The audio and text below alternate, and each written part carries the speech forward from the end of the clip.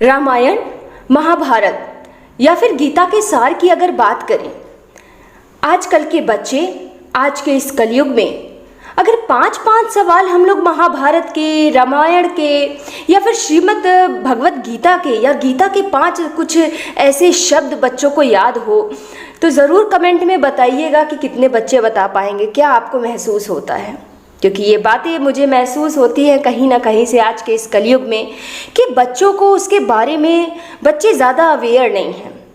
तो बस आज के इस वीडियो में श्री कृष्ण के जन्म दिवस के उपलक्ष्य में, जन्माष्टमी के अवसर पे बस उनके जन्म की कहानी और कंस के साथ जोड़ के जो घटनाएं हुई हैं, जो उनकी कहानी है, छोटी सी कम शब्दों में हिंदी भाषा में लेके आई हूँ, जो बच्चों को बिल्कुल अगर बच्चे सुनेंगे तो ज़रूर श्री कृष्ण के बारे में और कंस के बारे में जानेंगे। जी हाँ, बिल्कुल ये बात है द्वापर युग की, जब मथुरा के राजा कंस, जो बहुत ही अन्यायी, बहुत ही स्वभाव से क्रूर और व्यवहार से बिल्कुल निर्दयी था। उनकी एक बहन थी जिनका नाम था देवकी, जिनकी शादी वसुदेव जी के साथ होती है। विवाह होने के उपरांत तुरंत ही, चूंकि कंस, हालांकि देवकी कहा जाए तो उनकी चचेरी बहन होती हैं, लेकिन वो अपनी बहन से बहुत ही प्रेम करते हैं और इसी प्रेमवश वो कहते हैं वसुदेव जी से कि मेरी बहुत प्रिय बहन है, इसे मैं खुद अपने रथ पे तुम्हारे साथ ससुराल छोड़ने जाऊंगा। रथ पे सवार होके जब कंस वसुदेव और देवकी को ले जा रहे होते हैं तो आसमान में एक आवाज़ आती है जिसे लोगों ने भविष्यवाणी का नाम दिया कि एक भविष्यवाणी हुई उस समय। हे कंस, ये जो देवकी और वसुदेव को तुम ले जा रहे हो, अब तुम्हारे पापों के अंत का समय आ गया है। इसलिए इस देवकी की जो 8वीं संतान जन्म लेगी वही तुम्हारा संहार करेगी, तुम्हारे जीवन का अंत करेगी और पापों का नाश भी होगा। ऐसा सुन के कंस तुरंत तलवार निकालते हैं और कहते हैं कि नहीं, मैं वसुदेव की हत्या कर दूंगा। ऐसा देखते ही तुरंत देवकी रोने लगती हैं कि आप ऐसा ना करें। उसके बाद वसुदेव और देवकी मिलकर वचन देते हैं कि जब भी उनकी कोई संतान होगी तो वो उस संतान को अपनी स्वेच्छा के अनुसार, अपनी इच्छा के अनुसार लाके कंस को सौंप देंगे। ऐसा सुन के कंस उन्हें महल तक पहुंचाते हैं और उसके बाद जैसे ही उनकी पहली संतान का जन्म होता है जब, तो अपने वचन के अनुसार अपना पहला पुत्र लेके वसुदेव, देवकी रोते रह जाती हैं, लेकिन अपने वचन को निभाने के लिए, पूरा करने के लिए वसुदेव तुरंत कंस के पास पहुंच जाते हैं उस बालक को लेके। लेकिन तुरंत कंस देखते ही जोर जोर से हंसने लगता है और बोलता है कि वसुदेव, ये तुम्हारी पहली संतान है, मेरे जीवन का अंत तुम्हारे 8वीं संतान के द्वारा होगा, इसलिए जब 8वीं संतान होगी तब तुम मेरे पास आना। ऐसा सुन के वसुदेव जी मुस्कुराते हुए वहां से चले जाते हैं और महल पहुंच जाते हैं। लेकिन बात यहीं खत्म नहीं होती है। नारद जी का कुछ समय बाद प्रवेश होता है और वो कहते हैं कि हे कंस, क्या तुम्हें पता नहीं है कि जो बालक जन्म लेगा, जो 8वीं संतान देवकी के गर्भ से जन्म लेगा, वो विष्णु जी का ही अवतार होगा जो तुम्हारा अंत करेगा।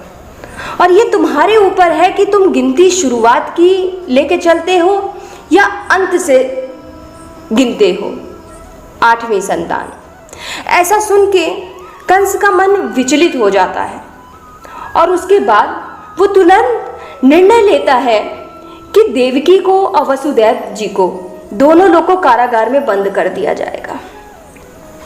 और ऐसा वो करते भी हैं। इसके बाद एक के बाद एक संतान होती चली जाती है और कंस, जैसा कि उसे अपने मृत्यु का भय था, वो सभी के जीवन का अंत कर देता है देवकी और वसुदेव के सामने ही। और इसी समय ही कंस के पिता जो महाराजा उग्रसेन थे, जब वो विरोध करते हैं इस बात का कि क्यों देवकी और वसुदेव को कारागार में बंद किया जा रहा है, बंदी बनाया जा रहा है, वो खड़े हो जाते हैं। लेकिन कंस बहुत ही अत्याचारी था जब उसने ऐसा देखा तो उसने अपने खुद के पिता को, उग्रसेन जी को, राजगद्दी से हटाकर यह कहा कि मथुरा की नगरी पे अब वो खुद राज करेगा। और ऐसा कहते हुए उग्रसेन अपने खुद के पिता को वो कारागार में बंदी बना देते हैं। इसके बाद जैसा कि मैंने कहा कि एक के बाद एक पुत्र के बाद जब 8वें पुत्र की बारी होती है तो काफ़ी कुछ चमत्कार होता है। बच्चों को पता होना चाहिए इस बारे में, और काफ़ी अच्छा भी लगेगा उन्हें सुनने में अगर कहानी के रूप में आप उन्हें सुनाएंगे। ज़रूर बच्चे जानेंगे कृष्ण जी के जन्म के बारे में। जन्म के दिन ही बोला जाता है कि विष्णु जी का अवतार होता है सामने, और एक आप भविष्यवाणी कह लीजिए या एक आवाज़ वो विष्णु जी की ही रहती है, और वो स्वयं आके ये इस बात को कहते हैं, उनके सामने वो आवाज़ गूंजती है देवकी और वसुदेव जी के कानों में कि वसुदेव, अब तुम्हें इस बालक को यमुना नदी के उस पार गोकुल ले जाना है, जहाँ पे तुम्हारा मित्र नंद और यशोदा की संतान है। उस संतान से तुम्हें अपनी संतान को बदल देना है और फिर वापस आ जाना है। कहे अनुसार वो वैसा ही करते हैं, और ये चमत्कार ही कहा जाएगा कि अचानक से उनके हाथों में लगी बेड़ियां खुल जाती हैं, कारागार के दरवाजे खुल जाते हैं। जो सैनिक कारागार के बाहर खड़े रहते हैं वे सब सो जाते हैं, और उसके बाद एक टोकरी में वो कृष्ण जी को रख के वहाँ से निकल जाते हैं। बहुत बारिश, बहुत तूफान रहता है उस दिन, और वसुदेव जी टोकरी को सिर पे रख के यमुना नदी को पार करते हुए अपने मित्र के घर जा रहे होते हैं। पानी बार बार उफन उफन के ऊपर आ रहा था, कंधे से भी ऊपर, लेकिन उसका कारण कुछ और था। उसका कारण सिर्फ यही था कि यमुना नदी बस कैसे, जो जानती थी, बहुत लोग इस बात को जानते थे कि हाँ विष्णु जी का अवतार होने वाला है श्री कृष्ण जी के रूप में, तो बस वो चरण स्पर्श करना चाहती थी उस बालक का। लेकिन जैसे ही ये चीज़ें होने लगती हैं तो ऐसा कहा जाता है कि कृष्ण जी खुद ब खुद अपने वो जो बालक टोकरी में जो जन्म नवजात बालक है वो खुद अपने पैरों को यमुना नदी से नीचे अपना पैर कर देते हैं, और इस तरह से स्पर्श होते ही यमुना नदी का पानी उनके कंधे से बिल्कुल नीचे आ जाता है। कहीं ना कहीं से वसुदेव जी को भी इस बात का आभास हो जाता है कि उनका जो बालक है, जो संतान ने जिसने जन्म लिया है, वो कोई आम साधारण बालक नहीं है। इसके बाद वो तुरंत वहाँ पहुँचते अपने मित्र नंद के घर, जहाँ यशोदा सो रही होती हैं, और तुरंत नंद, क्योंकि वो भी चिंतित ही रहते हैं इस बात को सुनने के बाद, तो तुरंत वो अपनी संतान से इनको बदल लेते हैं और वापस कारागार में आ जाते हैं। उसके बाद जैसे ही बच्चे के रोने की आवाज़ सिपाहियों तक जाती है तो कंस को पता चलता है, बात कंस तक जाती है, और कंस तुरंत वही करने के लिए वापस आ जाता है। कारागार में आते ही बच्चे को हाथ में लेके जैसे ही ज़मीन पे पत्थर पे पटकने की वो कोशिश करते हैं कंस, तो तुरंत वो देवी का रूप ले लेती हैं, और जो भविष्यवाणी हुई थी उसी बात को वो बोलती हैं कि अरे कंस, जो भविष्यवाणी हुई थी वो तो अवश्य ही सत्य होगी, आगे चल के वो होना ही है।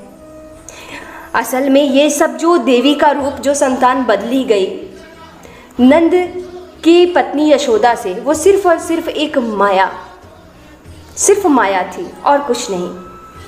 ऐसा करके देवी अंतर्ध्यान हो जाती हैं, ऐसा बोल के कि हाँ तेरा समय नज़दीक आ गया है, भविष्यवाणी ज़रूर सत्य होगी।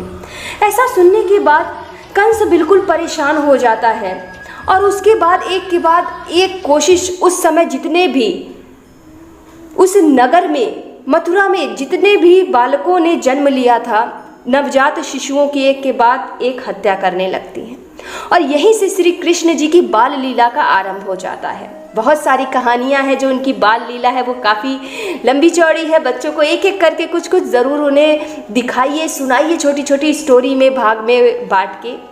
आज की इस वीडियो में बस उनके जन्म तक की कहानी। अंत में सिर्फ इतना ही कहना चाहूँगी कि आगे चल के आगे चलने के बाद एक योजना के अनुसार ही कंस एक समारोह में एक अवसर पे कृष्ण जी को आमंत्रित करते हैं।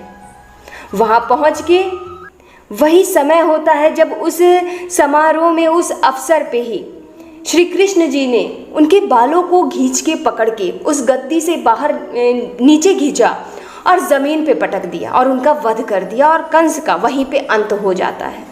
और साथ ही साथ देवकी और वसुदेव जी को मुक्त कराते हैं, और साथ ही साथ उनके जो पिता होते हैं, कंस जी के जो पिता होते हैं राजा उग्रसेन जी को, उनको भी रिहा कराते हैं, मुक्त कराते हैं।